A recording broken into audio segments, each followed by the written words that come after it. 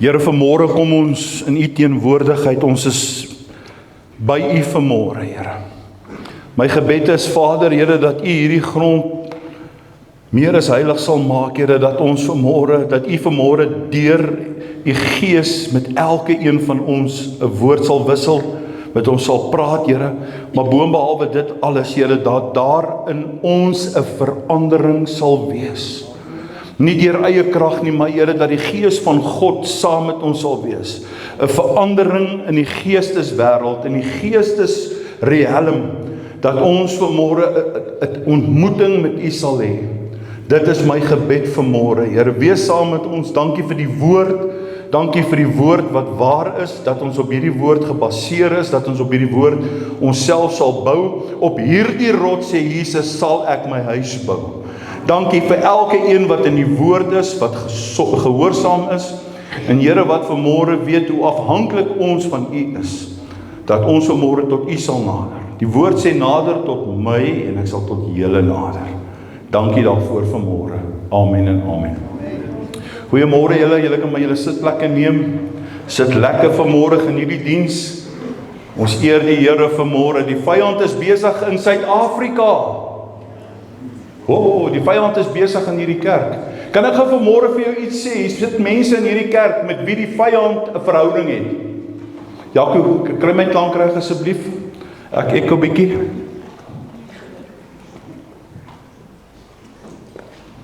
Glooi my, Derek. Hier's van julle wat vanmôre besig is met die dinge van die vyand. Hoe ook al, op een of ander manier in jou gedagtes, en ek glo vanmôre dat nie een van ons daar wil wees nie. Maar as jy weer kry, dan is jy daar. En daarom gee die woord van die Here vir ons hierdie waarskuwing om te sê dat die tyd uitloop. Dinsdagoggend in 'n droom hoor ek die stem van God. Die donder weer hoe die Here met my praat. Ek het nog nooit myself so program geskrik nie. Nog nooit. En ek wil vanmôre vir jou sê, as die woord van God sê, hy gaan in drome met jou praat en jy gaan visioene sien, glo dit. Want ek glo dit is die Here. Die Here gaan dit met jou doen en hy gaan vir jou sê, en ek glo vanmôre ook, plant hy iets in jou om die kerk te waarsku. Wie is die kerk? Hulle wat die kerk vervolg? Nee. Dis ek en jy vanmôre wat in hierdie kerk is. Kom ons kyk gou vanmôre Openbaring 2 en 3. Johannes, voordat ons dit daar opsit, hou dit maar daar. Die apostel, laaste apostel, kom op die eiland van Patmos, waarin hy gevange geneem is, en Jesus kom en hy verskyn aan hom, en hy sê vir hom, Johannes, ek wil hê jy moet hierdie briewe skryf aan hierdie gemeente in die provinsie van Asië, ek wil hê jy moet hulle dringend waarsku. So jy moet skryf, my boeta, jy moet skryf. En die woord van die Here kom en hy gee hierdie openbaring aan Johannes. Jesus gee hierdie woord en hy gee dit aan Johannes en hy sê, gaan uit en gaan waarsku dit aan die gemeentes. Kyk gou wat sê die woord van die Here. Hy sê, skryf aan die engel van die gemeente in Efesië. Dit sê hy wat die 7 sterre in sy regterhand hou, wat wandel tussen die 7 goue kandelare. Hy sê, ek ken jou werke en ek ken jou arbeid en jou lydsaamheid en dat jy slegte mense nie kan verdra nie en dat jy nie op die proef gestel het en dat jy die op die proef gestel het wat sê dat hulle apostels is en dit nie is nie en hulle leenaars bevind het. Vers 3. En dat jy verdraai het en lydsaamheid besit en terwille van my naam gearbei het en nie moeg geword het nie. Maar ek het teen jou dat jy jou eerste liefde verlaat het. Onthou dan waarvandaan jy uitgeval het en bekeer jou en doen die eerste werke. Anders kom ek gou na jou toe en ek sal jou kandelaar van sy plek verwyder as jy jou nie bekeer nie. Mense slaan ag op hierdie vers 7. Wie oor het, laat hom hoor wat die Gees aan die gemeente sê. Aan hom wat oorwin sal ek gee om te eet van die boom van die lewe wat binne in die paradys van God is. Openbaring noem Suid-Afrika nie by die naam nie. Hoor gou baie mooi. Maar wat ek en jy wel kan doen vanmôre is, ons kan wel die boodskap aan die 7 gemeentes as baie ernstig geestelike waarskuwing aan die kerk in Suid-Afrika laat toepas vandag. Ons kan dit toepas as die kerk van Suid-Afrika vandag. 'n Waarskuwing aan die kerk van Suid-Afrika vandag. Al die kerke. Die tyd loop uit. Die tyd loop uit. Kyk gou as jy jou Bybel het, is nie op die skerm nie. Kyk gou saam met my in Openbaring 1. Kyk gou daar ons in vers 3. Salig is hy wat die woorde van die profesie lees en die wat dit hoor en bewaar en daaraan geskrywe en wat daaraan geskrywe is, want die tyd is naby. Die tyd is naby. Kan ek gou vanmôre vir jou sê die hoofgedagte wat ek wil hê jy moet hoor vanmôre kerk. Die grootste gevaar vir die kerk is nie altyd die vervolging wat buite die kerk is nie. Die vyand gebruik dit nou juis in Suid-Afrika vandag. Dit is wanneer die kerk binne in sy mure ophou om wakker, heilig, getrou en gehoorsaam aan Jesus te wees. Kan ek dit vir jou sê? Daar is tye, geliefdes. Daar is tye wanneer 'n prediker moet bemoedig, maar daar is tye ook wanneer 'n prediker 'n waarskuwing moet uitgee. En ek wil vir jou sê vanmôre, daar is baie predikers wat vanmôre nie waarsku nie. Daar is baie predikers wat op 'n kansel staan en hulle doen die een motivering na die ander motivering om hulle kerke vol te hou. Nêrens in God se woord staan daar dat 'n prediker moet kyk hoe vol kan hy sy kerk maak nie. Die woord van die Here sê, die wat 'n oor het, laat hom hoor wat die Gees aan die gemeente sê. Maar die kerke wat lewendig is en die kerke wat die waarheid spreek, is hulle vol? Nee. Maar ons sal daarby kom. Maar daar is ook tye wanneer die prediker moet waarsku. Hoor gou, ons leef in 'n tyd waarin mense moet hoor, of waar hulle hoor, of wil hoor. Ons leef in 'n tyd waar mense wil hoor, God het jou lief. Amen, is dit nie so nie? En dit is waar. Ek wil weet dat God my lief het, en dat God jou sal seën. Dit kan waar wees, en dat God met jou 'n plan het, ja natuurlik. Maar weet jy wat sê die woord? Die woord sê, word wakker. Word wakker. Wees wakker. Kyk gou op die skerm daar so saam met my, is hy daar? Kan ons dit gou opkry? Ok, dis nie daar nie, maar hoor gou, ek gaan dit vir jou lees. Hy sê, word wakker. Hy wil hê dat die kerk van Suid-Afrika hom moet bekeer, en hy wil hê dat ons moet vas staan, dat ons die sonde moet verlaat, en dat ons getrou moet wees, en dan aan Jesus moet vashou. Ek wil jou iets vertel. Gaan lees die verhaal op die Olyfberg. Toe die Here Jesus Christus kom by die fiekboom, toe hy kom by die vyeboom. En dit was nie eers die seisoen dat die vyeboom moes bot en vye moes dra nie. Maar die Here Jesus het hom bestraf. Hy het hom bestraf. En dis 'n geestelike aspek wat hy doen baie kere met my en jou in ons lewe. As ons dan nie die vrug dra in die seisoen waarin ons is nie, of in ons lewe nie, dan bestraf hy jou.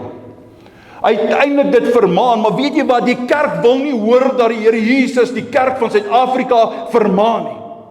Jy sien, die kerk het te maklik geword, want die predikers volg ander predikers, hulle preek wat ander mense preek, hulle preek op die internet, maar hulle hoor nie meer by die Gees van God nie.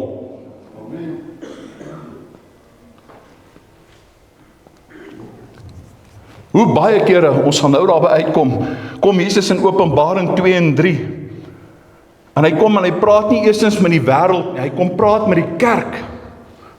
Hy kom praat met sy kerk, hy gee hierdie boodskap vir sy kerk, hy sê kerk, julle moet ernstig raak. Openbaring 2 en 3 gee nie 'n direkte profesie dat die 7 gemeentes Suid-Afrika voorstel nie, ek wil hê jy moet dit baie mooi hoor. Hy gee hierdie briewe aan, kom ons kyk gou aan die eerste gemeente van Efesië, dan Smyrna, en dan gee hy dit aan Pergamus, en dan gee hy dit in die Thyatira, en dan gee hy dit aan Sardes en Philadelphia, en dan aan die gemeente van Laodicea. En dit is die spieël van God se kerk. Hy kom praat met dit. En wanneer ek hierdie vanmôre vir jou gaan gee, wil ek hê dat jy jou gedagtes moet laat gaan, en dan moet jy jou voorstel, en dan sien jy die kerke in Suid-Afrika vandag. As jy dit meedeel, sal jy sien ook dat ons daar is. Mag die Here ons Pinksterkerk vandag net genadig wees. Want dalk is ons ook vanmôre nie rein voor hom nie. En wanneer ons daardie spieël voor die kerk van Suid-Afrika hou, moet ons onsself afvra, waar staan ons? Dit moenie vra waar staan hierdie pastoor of No Limits nie. Jy wat 'n deel is van hierdie kerk. Jy wat 'n deel is van 'n kerk. Waar staan jy? Waar staan jy? Ons kom by die eerste gemeente, die gemeente van Efesië. Die gevaar om sy eerste liefde te verloor, ons lees dit in die woord in Openbaring 2 vers 2 tot 4. En Efesië het dit baie gou reg gekry of goed reg gekry. Hulle het baie hard gewerk, die woord van die Here sê hulle het baie hard gewerk. Hulle het die valse apostels geken, hulle het volhard. Maar Jesus sê, al hierdie dinge het julle gedoen, maar julle het julle eerste liefde verlaat. Julle het julle eerste liefde verlaat. Ja, wat 'n skokkende uitspraak. Jy kan kerk toe gaan, hoor gou mooi. Jy kan Bybel lees. Jy kan pragtig preek. Jy kan mooi sing. Jy kan bedien. Jy kan mense help. Jy weet nie wat, jy kan selfs 'n gees van onderskeiding hê tussen die waarheid en dwaling. Maar tog het jy jou eerste liefde verlaat. Tog het jy jou eerste liefde verlaat. 'n Waarskuwing aan die kerk. Ons kan so besig word, hoor gou baie mooi, of ons kan so gou besig raak met die werk van God, dat ons die God van die werk verloor. Ons kan so maklik 'n gevare terrein betree. Ons kan meer 'n passie hê vir die bediening. En dit is so. Ons kan so 'n passie hê om te kyk en vir almal op Facebook te wys hoe ons kerk lyk en hoe ons kerk binnekant lyk. Die een kerk spog met die ander kerk. Ons kom op die konferensies en julle moet nou mooi hoor, pastoor, ek kan my hoofkantoor toe geroep word. Ek wil hê jy moet hoor vanmôre. Moenie my aankla nie, gaan by die Here, kom by die Here. Die een se band, die een se klanktoerusting. En jy hoor hierdie kerk se klanktoerusting is by R1 miljoen. Ek het nuus vir jou, jy vat dit nie saam hemel toe nie. Jy's besig met die werk van God en jou bediening van klank en musiek en daai dinge. Maar jy het die God van die kerk verloor. Kan ek gou vanmôre vir jou sê, ons is besig met die kerk, ons is besig met 'n denominasie. Hierdie denominasie is die grootste in Suid-Afrika, hulle groei, hulle doen al hierdie dinge. Ons posisies wat ons beklee, ons argumente, die een op sosiale media wil groter wees as die ander ene. Maar Jesus Christus kom en dan sê hy, jy het jou eerste liefde verlaat. Jy het jou eerste liefde verlaat. Jesus sê dit in Openbaring 2 vers 5, bekeer jou en doen jou eerste werke. Dis net snaaks hoe die kerke nie meer bekering preek nie. Hulle preek motivering. Hulle sê God ken jou toekoms en hulle sê hulle weet wat God vir jou wil beplan en wat God vir jou het en wat God vir jou gaan doen in hierdie week en in daardie maand gaan God dit vir jou doen en God gaan dat vir jou doen. Kom soos jy is, maar hulle vertel nie vir jou dat jy moet bekeer nie, want die woord van die Here sê, you won't seek the kingdom. Jy sal die koninkryk van God nie beerwe as jy nie bekeer nie. Johannes 3 vers 3, voorwaar ek sê vir julle, bekeer jou. Julle moet julle bekeer. Hoe lyk dit vanmôre? Bekeer en doen jou eerste werke. Die vraag is nie net werk jy vir Jesus nie. Hier's wonderlike mense wat vir Jesus werk. Die vraag is, het jy Jesus nog lief? Het jy Jesus nog lief, soos dat jy hom moet lief hê? Jy weet die woord van die Here sê, vermaan mekaar, gee 'n waarskuwing, maar die oomblik wanneer jy iemand vermaan, die oomblik wanneer jy iemand in liefde vermaan, dan raak hulle weg. Hulle beweeg weg van hulle eerste liefde af. Openbaring 2 vers 9 tot 10, lees gou saam met my daarso. Ons kom nou by die tweede gemeente, die gemeente van Smyrna. Wat 'n lydende gemeente was, kerk, jy moet dit mooi hoor. Hy sê, ek ken jou werke daar in vers 9, en armoede, maar jy is ryk, en die lastering van die wat sê dat hulle Jode is, en dit nie is nie. Die Suid-Afrikaanse boere, wat in die Israel visie verval is. Wat sê ons is nou Jood? Wat 'n waarskuwing is daar? Die woord van die Here sê, wat sê hulle is Jode en dit nie is nie, maar 'n sinagoge van Satan. Vrees vir niks wat jy sal ly nie. Kyk, die duiwel gaan sommige van julle in die gevangene werp. In 'n jaar terug is ek in hierdie hele gedeelte waar Satan my lewe wil verhoog. Ek was in hierdie gevange gewerp vir 10 dae. Ek het 'n preek oor dit gedoen. Ek het 'n getuie oor dit gedoen. Kan julle dit onthou? Dis die ergste tyd van 'n mens se lewe waarin jy is.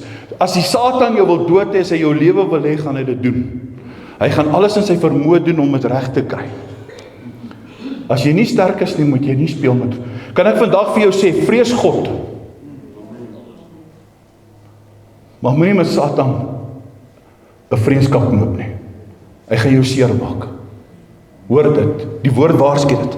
Hy sê, kyk, die duiwel gaan sommige van julle in die gevangenis werp, sodat julle op die proef gestel kan word, en julle sal 10 dae lank verdrukking. Here, ek pleit by u vanmôre, moet asseblief nie hierdie No Limits mense, en hierdie mense van Elsburg op die proef stel, of laat die vyande doen nie, bewaar hulle kan dit nie hanteer nie.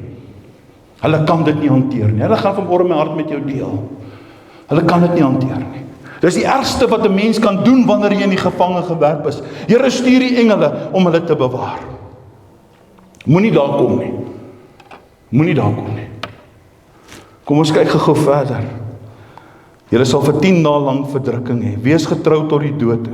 Jy sien, ons sukkel met daardie, want ons kan nie tot die dood toe getrou wees nie. Die tweede dag van verdrukking deur die vyand, dan raak ons weg. Dan gee ons op. Maar die woord van die Here sê, die wat getrou is tot die dood toe, ek sal jou die kroon van die lewe gee. Ek sal jou die kroon van die lewe gee. Hierdie kerk, die Smyrna gemeente het verdrukking beleef. Maar Jesus sê, wees getrou tot die dood toe, want ek sal vir jou die kroon van die lewe gee. Hier is 'n belangrike waarskuwing vir elkeen van ons.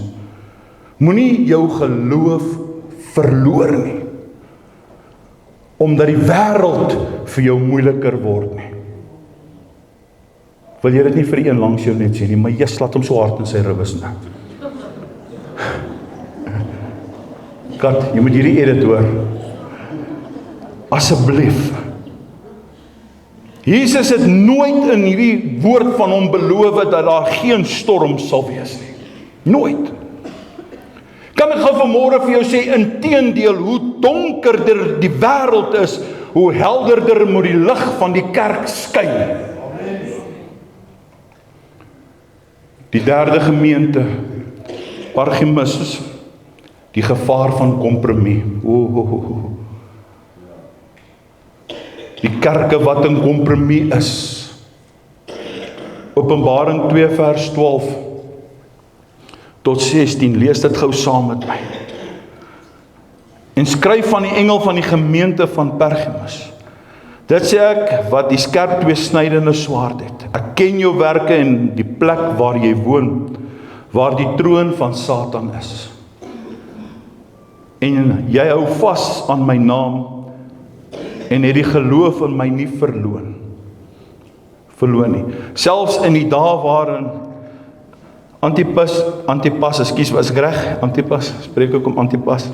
My getroue getuie was, wat gedood is by julle waar die Satan woon. Maar ek het enkele dinge teen jou, hoor mooi, dat jy daar mense het, wat vashou aan die leer van Bileam, van Balak, wat Balak geleer het, om 'n struikelblok voor die kinders van Israel te werp, naamlik om afgodedienaars te eet en te horeer. En so het jy ook mense wat vashou aan die leer van die Nikolaïte. Is ek reg? Nikolaïte, mooi naams. En ek haat. Bekeer jou, anders kom ek gou na jou toe, en ek sal jou teen die oorlog voer met die swaard van sy mond. Hierdie kerk was in 'n moeilike omgewing gewees. Maar Jesus het iets teen hulle gehad. Hulle het 'n kompromie aanvaar. Dit is een van die grootste gevare in die moderne kerke van Suid-Afrika vandag. Nie noodwendig dat die kerk Jesus heeltemal verloon nie, hoor baie mooi. Jesus en die wêreld. Heiligheid en kompromie. Hoor mooi. Heiligheid en kompromie. Waarheid en politieke korrektheid. Kan ek jou gou iets gee, 'n stukkie kerkgeskiedenis, die verlede van die kerk, 312 na Christus tot 606 na Christus. Hierdie tyd het die kerk 'n staatskerk geword. Konstantin het die kerk verlei om 'n staatskerk te word. Hy het gekom en hy het gesê, weet jy wat, die edik van Milan is uitgevaardig. Voor dit was die Christene op verskriklike of verskillende tye vervolg. En hulle kon hulle geloof nie altyd vrylik uitleef nie. Hulle kon nie. Wat het dan verander? Jy sien, hier kom die duiwel, hier kom Satan, en hy sien dat hy dit nie reg kry om die kerk te vervolg nie. En wat doen hy? Hy verander sy plan, hy verander sy statistiek, of sy taktiek, hy verander sy taktiek. Nou kon Christene meer hulle geloof beoefen, en hulle kon dit uitoefen, en predikante, en Konstantin sê, nee, weet jy wat, ek gaan die predikante en die geestelike leiers deel maak van die staatsamptenare. Hy gaan hulle staatsamptenare maak, en alle geestelike leiers en die staatsamptenare of die predikante wat dan staatsamptenare geword het, word dan uit die staatskas uitbetaal. Klink dit vir jou bekend? Wie het hierdie kerke gebou in Suid-Afrika? Wie het die Nederduitse gereformeerde kerk of die NG Kerk en die hervormde kerke gebou? Die staat. Die staat. En toe wat verander? Hoe sien 'n mens dit? Ek kom toe as 'n jong seun en ek word in die hervormde kerk groot. En na al die jare besef ek dit. Bybel en kultuur. Ou Testament. Die kinders van die Here het in die Ou Testament, al wat ek hoor is die Ou Testamentiese maniere, die kultuur van dit en al daai goeders. As die kinders dan alles gedoen het van die Here, wat het die groot mense gedoen? Kom ons kyk. Nooit hoor ek die bekering en die gemak van dit nie. Genade en 'n leefstyl waarin sonde onaangeraak word nie. Nooit. Dis die manier hoe mense kompromie aanknoop. Maar die kerk moet een ding onthou. Ons is in die wêreld. Maar ons behoort nie aan hierdie wêreld nie. Ons is in hierdie wêreld, maar ons behoort nie behoort nie aan hierdie wêreld nie. Ek sê dit weer. Jesus het die kerk nie geroep om soos die wêreld te word nie. Hoor mooi. Sodat die wêreld gemaklik met ons kan wees.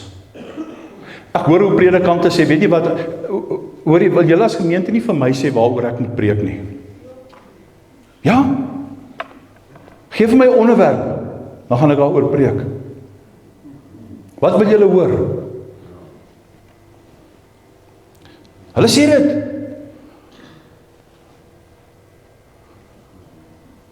Of hulle lees alles af.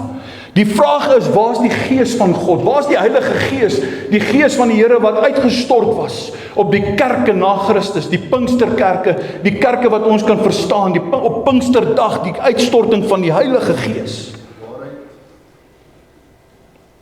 Ek sê weer vanmôre, Jesus het die kerk nie geroep om soos die wêreld te word nie, sodat die wêreld gemaklik met ons kan wees nie. As jy in 'n bediening staan vanmôre, wil ek jy moet een ding weet vanmôre. Die wêreld moenie met jou as 'n prediker gemaklik word nie. Ek sit baie lank terug en ek sit in beradingssessies en die mense kom. En weet jy, terwyl ek sit met hulle, altyd die eerste ding is waardeur ons of wat ons geleer is, begin jy met onvergewensgesindheid. Jy kan nie berading doen as jy nie verlos word van onvergewensgesindheid nie. En 90% van die mense sit met onvergewensgesindheid. Maar terwyl jy so sit, en daai mense sit oorkant jou, hulle eet al jou sweets op, nog 'n sweet en dan is die sweet klaar, dan wil hulle in 'n kompromie met jou aangaan. Die Here wys eendag vir my, hy sê vir my, ek wil hê jy moet hierdie predikant na jou huis toe laat kom. Dis nog voordat my skoonma daar gebly het, was dit te laat. Ja, ek sê Here nee. En ek gaan, en ek kry hierdie predikant, en hy kom sit daar by my daar agter, ek sal dit nooit vergeet nie. Ek sê vir hom, ek ken jou nie eintlik regtig nie, ek en jy werk al saam, ek weet wie jy is in 'n mate. Ek sê, maar kan ek sommer maar begin met jou? Hy sê, ja. Ek sê, ek weet nie, maar ek moet vir jou vra, waarmee is jy besig? Jesus, maar die man raak ongemaklik. En hoe meer hy ongemaklik raak, hoe meer skuif ek weg, as die ou opspring, dat ek hardloop. Ek vra vir hom, en hy soek dit, en ek kan dit sien, en ek sê, Here, nou moet jy help. Nou weet ek nie, het ek reg gehoor nie, of wat ook al. Ek sê, ek weet nie, maar ek moet net uitreik na jou, ek moet met jou praat, ek wil jou net vra, ek is nie hier om jou te veroordeel nie. Maar weet jy wat, wanneer die gees van die Here begin beweeg, bly jy stil. Dit is nie 'n klein ding nie. En daai man begin huil. En hy maak teenoor my oop, hy sê nie, hy knyp die kat in die donker. Met een van die gemeente tannetjies. Ek sê, wel gaan bely en maak reg, kom dat jy uitkom hier so by my huis. Nee. En dis wat die Here doen. En dis die godsreine waarheid. Miskien sal dit vir jou bekend wees, dis sommer iemand in ons, nee, laat ek min ek sê. Daar is baie stalkies. Dominee bel my, hy sê vir my, Naps, het iemand by my huis opgedaag, hierdie vrou is vol duiwels. En ek weet, jy doen hierdie goed, ek ken niemand anders in hierdie dorp wat duiwels uitdryf, en kan ek hom maar stuur, nou bou ons daar by ons. En ek oefen haar daai tyd, en my bene is ongelooflik seer. Ek dink ek het julle al vertel, miskien vertel ek jou weer. Ek sê vir Monja, hoe kan ons nie verstaan dat die Here almal die mag gegee het om duiwels uit te dryf in Jesus naam nie? 7 jaar op universiteit. Jammer om dit te sê. Ek sê maar dis reg, stuur hulle maar. Ek kry hulle toe buitekant en ons staan toe daar so en toe ek nader kom toe begin daai vrou en daai golfie te manifesteer. Ek beloof vir julle as hy die safety belt nie afgehaal het nie en sy het uitgeklim as hy golfie op haar rug. Nou staan ek daar en hierdie bene is seer, Gielie, jy weet hoe seer is Jim bene en sy klim uit en sy begin te skop en ek keer net asseblief moet my nie nou op my bene skop nie. En oralste wil sy skop waar dit laag is. Ek sê nee. Mense, laat ek jou vertel en dan kry haar eventueel uit die kar uit en op 'n stadium toe moet ek maar so 'n bietjie geweld gebruik in 'n lelike manier nie lelik maar kruip op want wanneer die duiwel se krag in iemand is dit ernstig. En daai vrou is daar. En sy begin ken julle DSK, demonic seals kopie. Het julle al van dit gehoor? En sy begin soos hierdie prostituut, die gees van die Sebel uit te werk. Toe is sy 'n call girl op fone en allerhande goeters. Haar verloofde wil haar net daar los. Ek sê jy los haar nie, vat haar saam. Toe is daai ou kwaad vir haar. En sy is daar en sy praat in hierdie ander vrou se stem en dit begin te gebeur en ek sê nee wag, ons is daar besig. En later dan van tyd raak dit so 'n commotion daar almal kom uit en dit lyk asof hier moeilikheid is en nou is ons buite in die straat en ek dink nee ons moet hierdie ding stop. Dit lyk nie goed hier in die buurt nie. Dit lyk nie goed nie. Ons moet hier wegkom. Hy sê ek staan met jou en hy gaan daar aan. Ek sê nee, ons moet hierdie ding uitsorteer. Ek sê maar ons moet net hier wegkom want almal is daar. As daar 'n commotion is, jy ken ons almal is skieurig. Gery net. Ek sê weer vanmôre. Hy het die kerk geroep om 'n lig te wees. Lig skyn juis in die duisternis. Ek kom by die 4de een in die kerk van Thyatira. Die afvallige kerk, Openbaring 2 vanaf vers 18 tot 23. Lees gou saam met my. En ek skryf aan die engel van die gemeente van Thyatira. Dit sê die seun van God wat oë is soos 'n vuurvlam en sy voete is soos blinkkoper. Ek ken jou werke en ek ken liefde en diens en geloof en jou lydsaamheid en jou werke. En dat die laaste meer is die eerste. Maar ek het enkele dinge teen jou, dat jy die vrou Isebel, hoor baie mooi, wat haarself 'n profetes noem, so toelaat om te leer en my diensknegte te verlei, om te oreer en afgodsoffers te eet. En ek het haar tyd gegee om haar van haar hoerery te bekeer, en sy het haar nie bekeer nie. Kyk, ek werp haar neer op 'n siekbed, en die wat met haar oorspel bedryf in 'n groot verdrukking, as hulle hul nie van hulle werke bekeer nie, en haar kinders sal ek sekerlik doodmaak. En al die gemeentes sal weet dat dit ek is wat niere en harte deursoek, en ek sal elke een van julle gee volgens sy werke. Kerk, ek wil hê jy moet verstaan hoe ernstig is hier. Hier word die waarskuwing eintlik nog erger. Jesus sê dat daar mense in die gemeente is wat verkeerde dinge leer, wat ander tot onsedelikheid en afgoderry lei. En die probleem was nie dat daar nie sulke mense was nie. Die probleem was dat die gemeente dit verdra. Hoor mooi. Hier is 'n woord vir die kerk. Liefde beteken nie dat ons sonde moet goed praat nie. Onderhandel nie. Ware liefde sê, Jesus het jou lief. Daarom moet jy jouself nie oorgee aan sonde nie. As jy weet dat Jesus jou lief het, hoekom sal jy jouself wil oorgee aan sonde? Ons moet onderskei tussen genade, hoor baie mooi, en goedkeuring van sonde. Kan ek gou vir jou iets leer van genade? Genade sê kom soos jy is. Maar genade sê nooit bly soos jy is nie. Hy sê kom soos jy is, maar moenie bly soos jy is nie.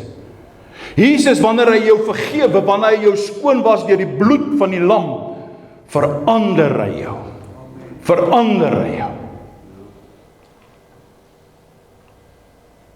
Jesus vergewe my en jou om ons te verander. Baie wil nie verander nie, maar jy moet verander. Jesus wil hê jy moet verander. Die 5de ene, die gemeente van Sardes, die gevaar van 'n dooie kerk. Begin die kerke vir julle bekend klink. Openbaring 3 vers 1. En skryf aan die engel van die gemeente in Sardes. Dit sê hy wat die 7 geeste van God. Laat ek net gou daarso kyk, ek sien hy sny bietjie af. En die 7 sterre het, erken jou werke, dat jy die naam het, dat jy leef en jy is dood. Hier kom een van die skerpste woorde van Jesus. Hy sê jy het die naam, maar jy is dood. Ek is geskok, man. Ek hoor iemand sê, prediker, hier waar die mense omval, goed, die pastoor stoot hulle om.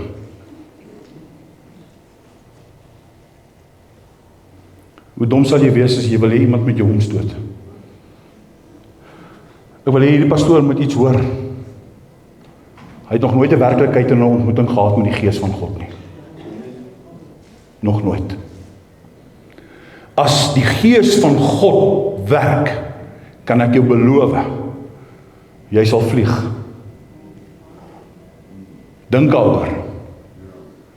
Ons is in Beulah Park 1 jaar en Dr. Rodney Howard Brown is daar by die PPK konferensie. Weet jy, en daai man kom maar in. Ek weet nie, hulle kom met sulke bodyguards daar. Maar wragtig, ek wil vir jou iets vertel. Daai man is vol van die gees. Gaan kyk 'n bietjie sy video's. Ek wil net 'n lang storie kort maak.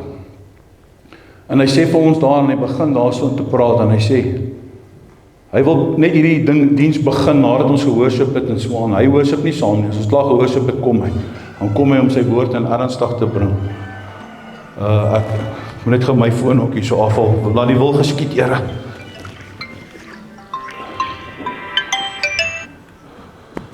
Ek wil net vir jou vertel, en hy sê, kan al die predikers, almal wat predikers is en hulle gade, voorkom staan.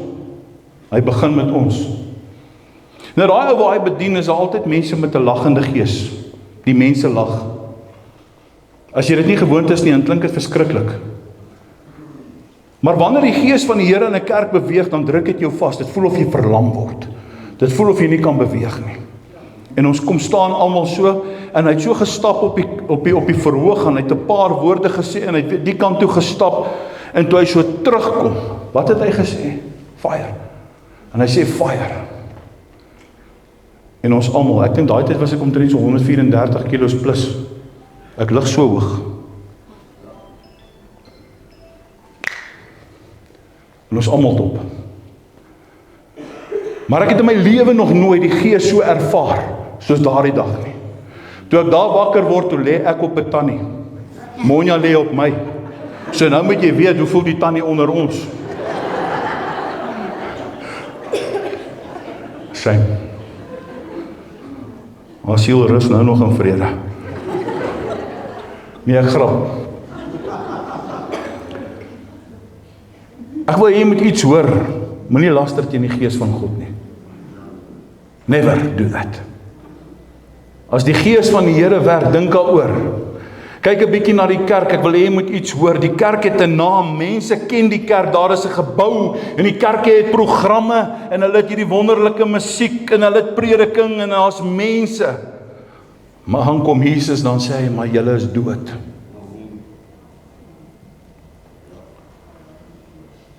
Ons moet nooit ons geestelike toestand meet teen ons aktiwiteite nie. Nooit. 'n Kerk kan vol wees, en daar is van hulle wat vol is, maar hulle is geestelik leeg.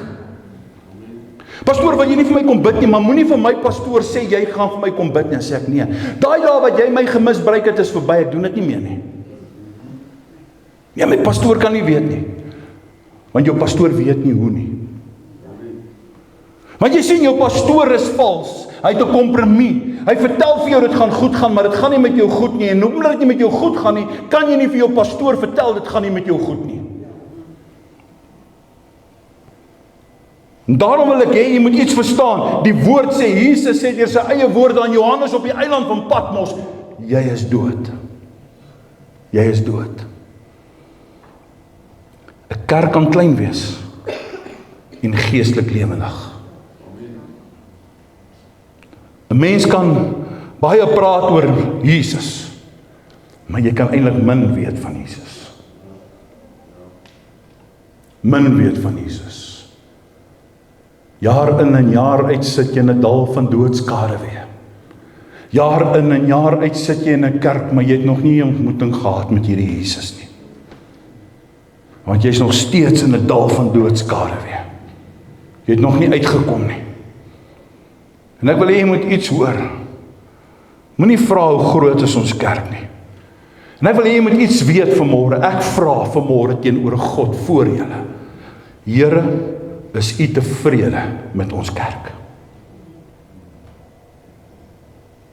Is U tevrede met ons mense in die kerk? Moenie vra hoeveel mense het gekom nie, maar vra eerder hoeveel mense het verander. Hoeveel het verander?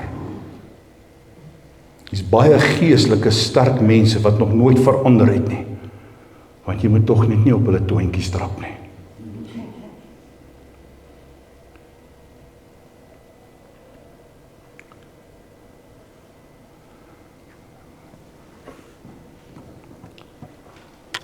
Ekskuus. As God se gees beweeg, wie kan keer?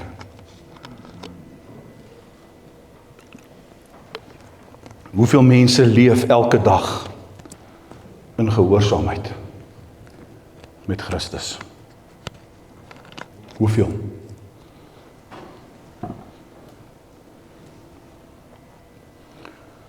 Die 6de kerk, die kerk van Philadelphia, Openbaring 3 vers 7 tot 13. En skryf aan die engel van die gemeente in Philadelphia. Dit sê die heilige, die waaragtige, wat die sleutel van Dawid het, hoor mooi, wat oopmaak en niemand sluit nie. Hy sluit en niemand maak oop nie. Ek ken jou werke. Ek het voor jou 'n geopende deur gegee en niemand kan dit sluit nie. Want jy het min krag en jy het my woord bewaar en my naam nie verloon nie. Hoor daar. Kyk, ek gee jou uit die sinagoge van Satan, van die wat sê dat hulle Jode is en nie is nie, maar lieg. Ek sal maak dat hulle kom en voor jou voete neerbuig en erken dat ek jou lief gehad het. Die volgende enetjie. En dan sê in vers 5, nee, hierdie ene, ekskuus, is net tot daar, so ek gaan net daai ene vir ons gee, is dit hy? Ja. En Jesus kom in hierdie gemeente en ek gee aan hulle ontvang 'n wonderlike boodskap. Hy sê vir Johannes, hierdie is 'n wonderlike boodskap, en gee dit vir hulle. Ek het voor jou 'n geopende deur gegee. Hy sê vir die kerk, hier's hoop, Philadelphia. Hier's hoop. En ek wil vandag hê die kerk in Suid-Afrika moet verstaan, hoor mooi, ons het nog 'n geleentheid. Ons het nog hoop. Ek en jy het nog hoop. Ek en jy het nog 'n geleentheid. Ek wil hê jy moet iets hoor vanmôre, die deur is nog oop. Die deur is nog oop. Weet jy wat, want daar is nog baie mense wat moet hoor van Jesus. Daar is nog baie families wat herstel moet word. En hier is 'n teerpunt, daar is nog baie jong mense wat gered moet word. Baie. Daar is nog baie mense wat bevry moet word van verslawing. Daar is nog van hulle wat bevryding nodig het. Daar is nog baie mense wat dit moet hoor. Daar is mense wat moet hoor dat Jesus red, Jesus vergewe, Jesus genees, Jesus verander lewens. Kerk, kom ons gee die Here 'n lofoffer. Hy lewe vanmôre. Hy red, ons as ons bekeer, vergewe, hy genees en hy verander jou lewe. Hy verander. Maak 'n deur oop. Maak 'n deur oop. Bly, as die deur oop is vir jou, gaan in. Maak tyd dat jy ingaan. Moenie hierdie geleentheid mors nie. Gaan in. Die 7de ene. En ek dink dis waar ons is. As ek dit kan sê, daar's nie 'n vergelyking nie, ek sê dit weer. Ek dink ons is by hierdie laaste gemeente, die gevaarlikste toestand wat daar is. Openbaring 3 vers 15 en 16. Ek ken jou werke, dat jy nie koud is, ook nie warm. Was jy tog maar koud of warm, maar nou dat jy lou is, sal ek jou uit my mond uitspuug. Ons het al hieroor gepreek. En nou kom ons by een van die ernstige waarskuwings. Jesus sê, omdat jy lou is. Nie wanneer jy lou is nie, hy sê omdat jy lou is, sal ek jou uit my mond uitspuug. Hierdie gemeente het gedink hulle is ryk. Klink dit vir jou bekend?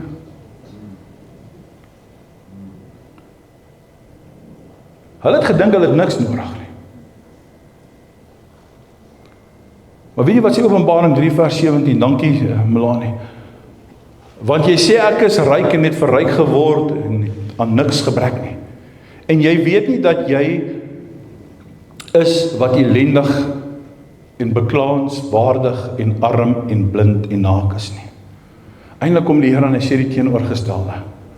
Hy sê jy is eintlik arm. Hy sê jy is eintlik blind. En terwyl ek hierdie voorberei, sê ek, Here, hoe bedrywig is hierdie Satan? Want daar is niks minder as 5000 mense plus op 'n Sondag in daai kerk nie. Niks. En hulle is blind. En hulle is arm. Verstaan jy? Hulle het gedink hulle is ryk. Hulle het gedink hulle kort niks. Hier is die tragedie. En hulle het gedink hulle is reg met God. Maar Jesus het iets anders te gesien. Ons kan die vraag vra vanmôre en ek maak klaar. As Jesus vandag 'n brief aan die kerk van Suid-Afrika sou skryf, wat sou hy sê? Kom ek hardloop dit gou deur, so hy ook sê, Kerk van Suid-Afrika, jy het net soos die gemeente van Efesië jou eerste liefde verlaat. Jy het net soos die gemeente van Pergamus 'n kompromie aangegaan.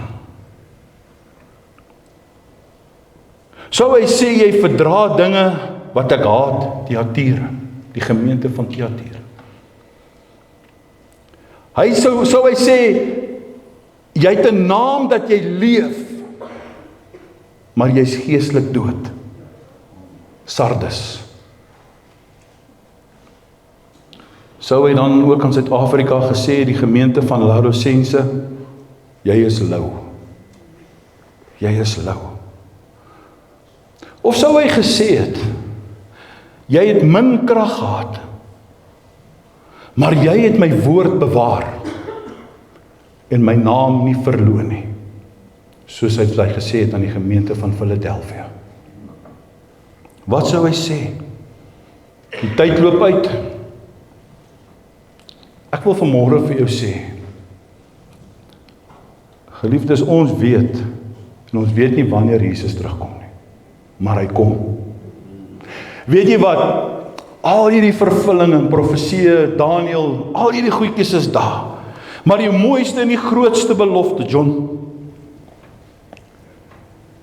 hy sê, met die geklank van die basuin van God, gaan hy kom op die wolke. En die wat in Christus gesterf het, sal eerste opstaan. Daarna sal ons wat in die lewe oorbly, ons Here Jesus Christus tegemoet in die lig. En so sal ons altyd by die Here wees. Geliefdes, Jesus kom terug om sy kerk te kom haal. Die wat getrou is tot die dood toe. Wow, wat 'n wonderlike voorreg. En Jesus sê self in Matteus 24 vers 44, daarom moet julle ook gereed wees. Want die seun van die mens kom op 'n uur wat julle dit nie verwag nie. Daarom moet julle ook gereed wees. Die Bybel het ons nie geroep om datums te voorspel nie.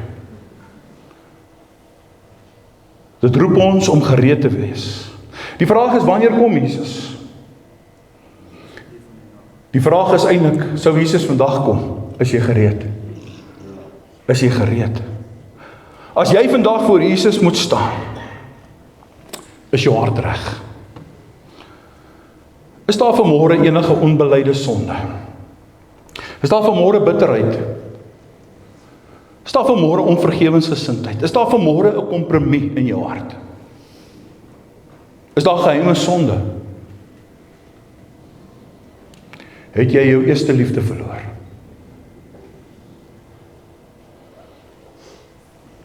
Het jy geestelik aan die slaap geraak? Die grootste gevaar is nie dat die wêreld die kerk gaan vernietig nie. Die grootste gevaar is dat die kerk so gemaklik met die wêreld geraak het, dat die wêreld nie meer die verskil kan sien van die kerk nie. Sjoe.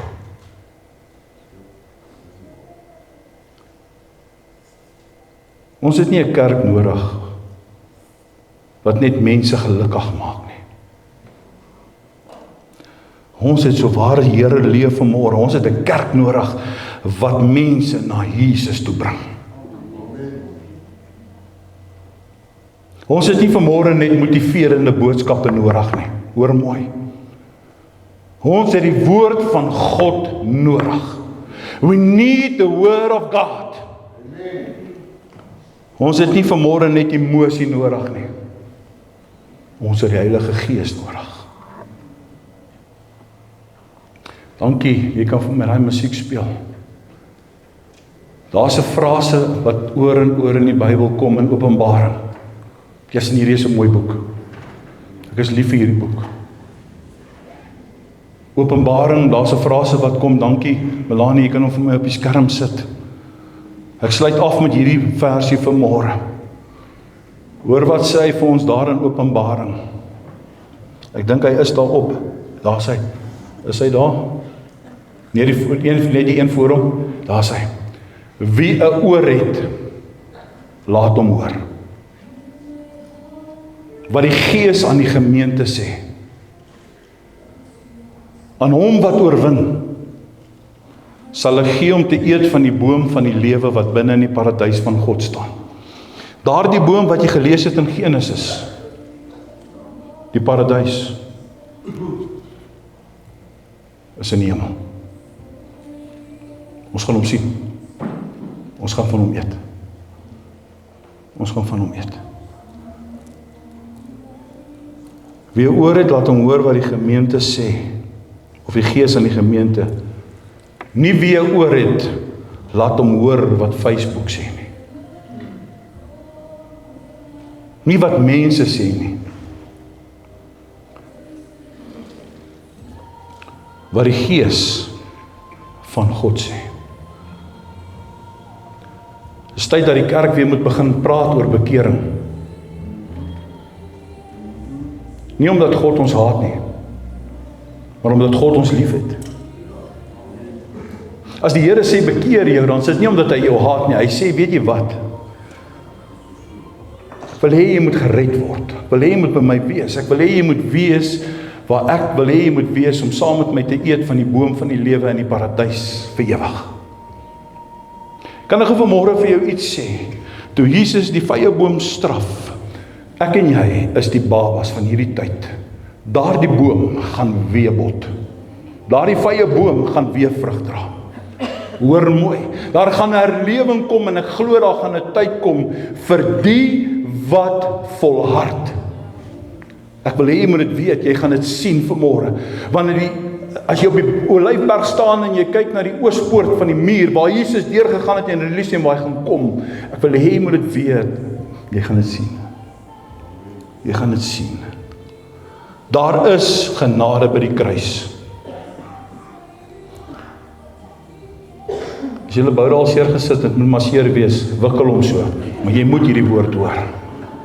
Daar is genade by die kruis. Wanneer die wêreld sê, jy kan nooit verander nie, sê Jesus, ek maak alle dinge nuut. Openbaring 3 vers 20. Kyk, ek staan by die deur en ek klop. Ek staan by die deur en ek klop. As iemand my stem hoor en die deur oopmaak, daarom wil ek vanmôre vir jou sê, kerk, daar is nog vir jou hoop. Daar is nog vir jou genade. Daar is nog vir jou tyd om terug te keer. Ek wil nie jy moet vandag sê hierdie was 'n goeie preek nie, of wat ook al nie. Ek wil jy moet vanmôre sê, Here, praat met my. Ek wil jy moet sê, Here, praat met my. Ek wil jy moet vanmôre sê, Here, herstel my liefde. Breek my kompromie. Dis wat ek wil hê jy moet sê. Bring my tot bekering. Maak my wakker. Dis wat ek wil hê jy moet sê. Ek wil hê jy moet sê vanmôre, Here, verwyder my louheid. Heeltemal. Gee my krag om getrou te bly aan U.